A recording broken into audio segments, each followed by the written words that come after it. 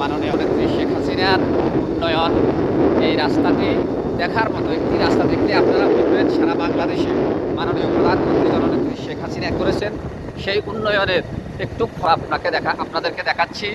বাংলাদেশে বিদ্যুৎ, pole, culvert, সড়ক নির্মাণ থেকে শুরু করে এমন কোনো সেক্টর নাই যেখানে মাননীয় প্রধানমন্ত্রী জননেত্রী শেখ হাসিনা হাত রাখেন নাই বা উন্নয়নের ছোঁয়া লাগান নেই।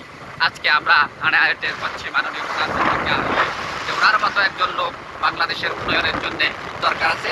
বাংলাদেশের মানুষ এখন আবার বলছেন যে আগেই তো ভালো ছিলাম। সবাইকে ধন্যবাদ। জয় বাংলা, জয় বাংলা।